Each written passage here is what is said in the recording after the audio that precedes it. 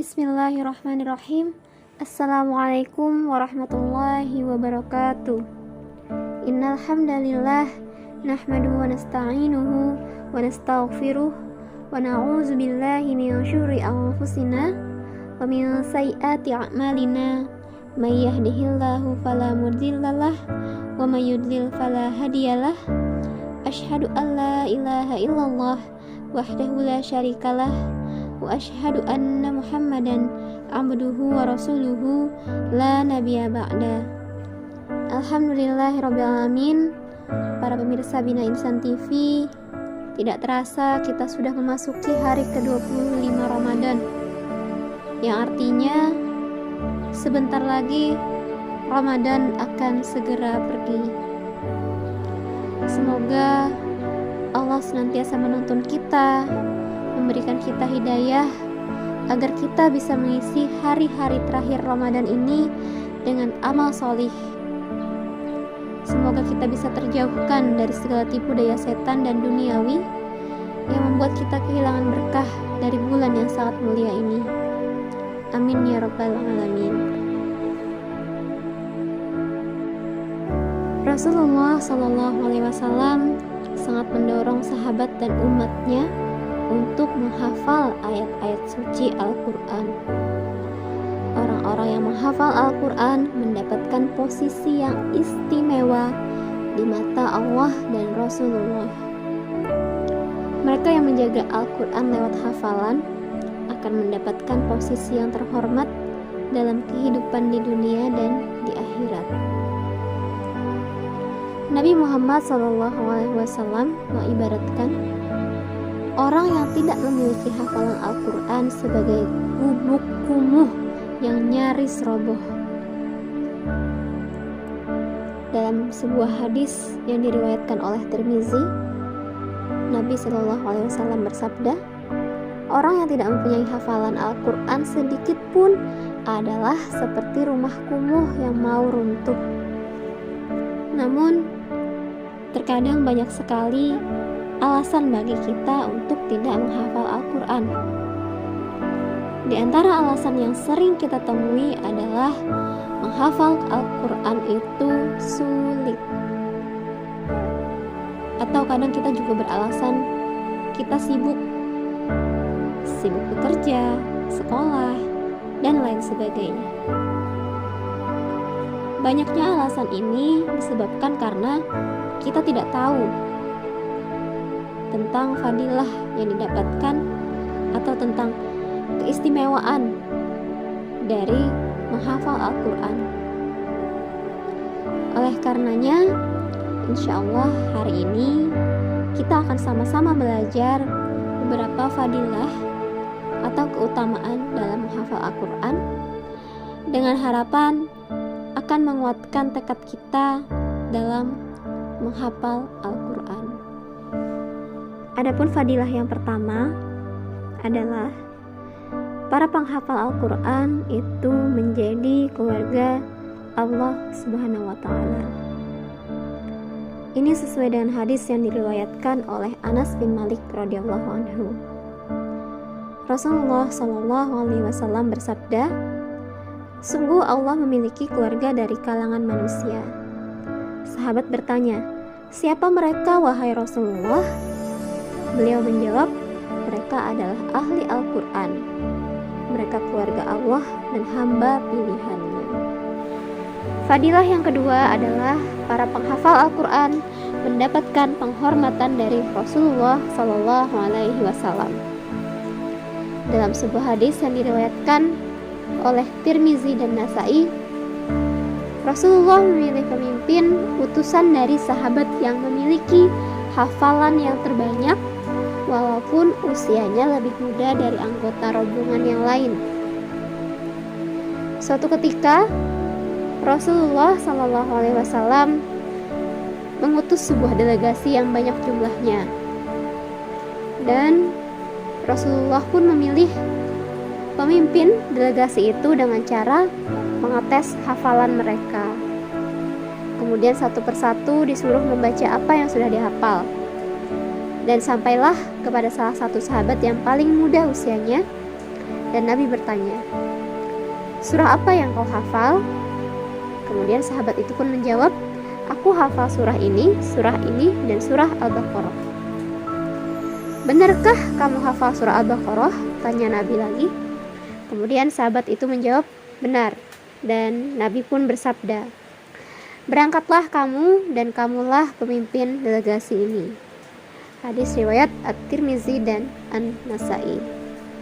Hal ini selaras pula dengan apa yang dikisahkan dalam hadis riwayat Bukhari. Ketika itu terjadi perang Uhud dan ada 2 orang syuhada yang gugur. Lalu Rasulullah pun bertanya, "Siapakah di antara 2 orang ini yang hafalannya lebih banyak?" Maka orang tersebut yang dimakamkan terlebih dahulu. Fadilah yang ketiga adalah mendapatkan tempat yang tinggi di surga, sebagaimana dikatakan oleh sebuah hadis riwayat Abu Daud, Tirmizi dan Ibnu Hibban.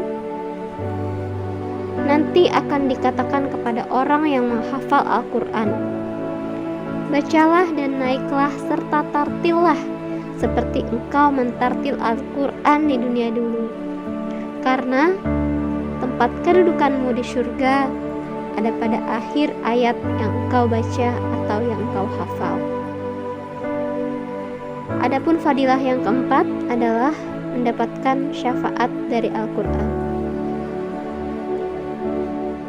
Jaminan syafaat ini tertulis dalam hadis riwayat Muslim, "Bacalah Al-Quran, karena Al-Quran akan datang pada hari kiamat nanti sebagai pemberi syafaat bagi yang membacanya." Selain itu, penghafal Al-Quran juga bisa memberikan syafaat kepada 10 keluarganya di hari akhir, sebagaimana hadis dari Sayyidina Ali radhiyallahu anhu. Rasulullah SAW bersabda, "Barang siapa membaca Al-Quran dan menghafalnya dan menghalalkan apa yang dihalalkannya serta mengharamkan apa yang diharamkannya, maka Allah akan memasukkannya ke surga dan akan menerima syafaatnya untuk 10 orang keluarganya yang wajib masuk neraka." Hadis riwayat Ahmad, Tirmizi, Ibnu Majah dan Darami. Faedah selanjutnya adalah mendapatkan mahkota kemuliaan di hari akhir. Al-Quran akan datang pada hari kiamat. Lalu dia berkata, "Ya Allah, berikan dia perhiasan." Lalu Allah pun memberikan seorang hafiz Al-Quran itu mahkota kemuliaan. Al-Quran meminta lagi, "Ya Allah, tambahkan untuknya." Lalu dia diberi pakaian perhiasan kemuliaan. Kemudian Al-Quran pun meminta lagi, "Ya Allah, ridhoi dia." Allah pun meridhoi dia. Lalu dikatakan kepada hafiz Al-Quran itu, "Bacalah dan naiklah, akan ditambahkan untukmu pahala dari setiap ayat yang kamu baca." Hadis riwayat Tirmizi. Dan fadilah menghafal Al-Quran yang terakhir adalah membahagiakan orang tua. Rasulullah SAW berkata, "Barang siapa yang membaca Al-Quran, mempelajari dan mengamalkannya, akan dipakaikan kepadanya mahkota dari cahaya pada hari kiamat. Cahayanya bagaikan cahaya matahari." Kedua orang tuanya dipakaikan 2 jubah kemuliaan yang tidak pernah dijumpai di dunia. Orang tuanya pun lalu berkata, "Mengapa kami dipakaikan jubah ini?" Kemudian dijawab, "Karena kalian telah memerintahkan anak kalian mempelajari Al-Quran." Hadis riwayat Al-Hakim. Bapak dan Ibu para pemirsa Bina Insan TV, yang tidak kalah penting dari poin-poin di atas, Allah SWT pun akan memberikan limpahan keberkahan bagi kehidupan para penghafal Al-Quran, tidak hanya di dunia, tapi juga di akhirat semata. Yang demikian ini ditegaskan dalam sebuah hadis yang berbunyi, siapa saja yang dirinya disibukkan dengan Al-Quran dan zikir sehingga dia tidak sempat meminta, maka aku akan memberikannya yang lebih utama daripada yang aku berikan kepada orang yang meminta. Hadis riwayat Abu Dawud. Alhamdulillah, demikian penjelasan mengenai mengapa kita harus menghafal Al-Quran. Semoga penjelasan-penjelasan tadi dapat menguatkan kita, dapat memotivasi kita untuk terus berusaha, terus belajar, dan terus mencoba untuk menjadi para penghafal Al-Quran. Dan semoga Allah berikan hidayah kepada kita untuk senantiasa istiqomah belajar Al-Quran. Amin ya rabbal alamin. Jazakumullah khairan kasir.